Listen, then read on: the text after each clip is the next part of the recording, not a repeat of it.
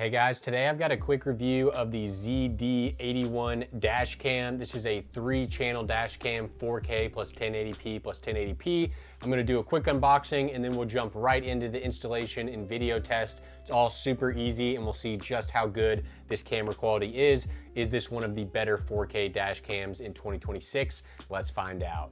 Moving into the unboxing here.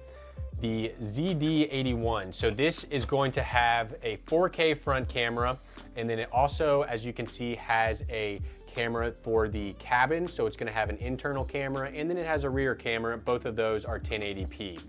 Moving on to the camera itself here, we have the main camera. So a pretty big screen on there. We'll go ahead and peel that off. And then we want to remove our sticker on our rear camera or our cabin camera. So one thing I immediately like here is notice that this has the buttons labeled on the front screen. When you're in the vehicle, it's really hard to see the buttons on the bottom. So it's always nice to have them on the screen here.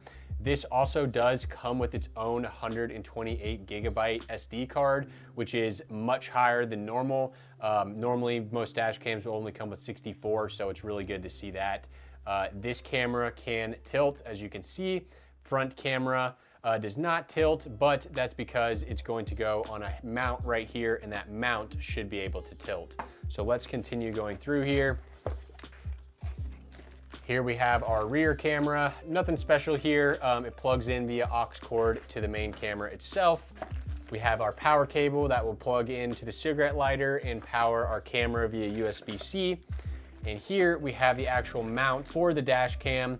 It uses a suction cup right here, mechanical. So as you twist this, it suction cups and has a nice little clean thing on it that you'll remove. So this itself is actually magnet.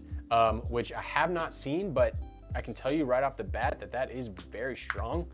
I could hardly even get it off there. So that's nice to see. Quick attach, and it's pretty strong. So I don't imagine that this will go anywhere.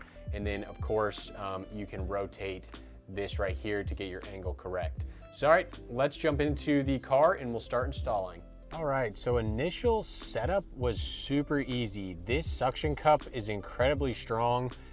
Even before I rotated it, it somehow kind of sticks on its own and worked really good.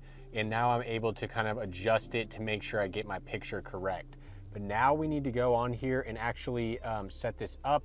So we're gonna click OK to confirm. And this is where it's really nice that we can see the buttons down here.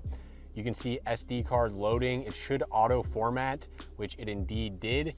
And then we'll get a close-up look here and you can see, yeah, please format the SD card. So we want to hit OK again here. It's going to format and then we should be immediately ready to start driving. So setup is literally like 3 button clicks. Okay, and now the camera screen itself has a couple different things. You can see the left side here is showing my front camera, and then this camera is actually showing my internal camera. So you can see my finger right there.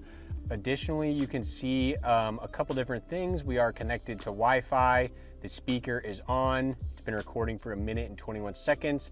We're currently going 0 miles per hour. And you can see up there, it actually is recording for 30 seconds, sorry. And so now we're ready to start driving. So let's go ahead and I will start driving around and get you guys some clips of how high quality everything looks. And we'll see if this dash cam is worth it. All right, so let's test the audio of the camera itself and also the video. So I'm gonna go ahead and rotate the video internal camera so you can see me a little bit better.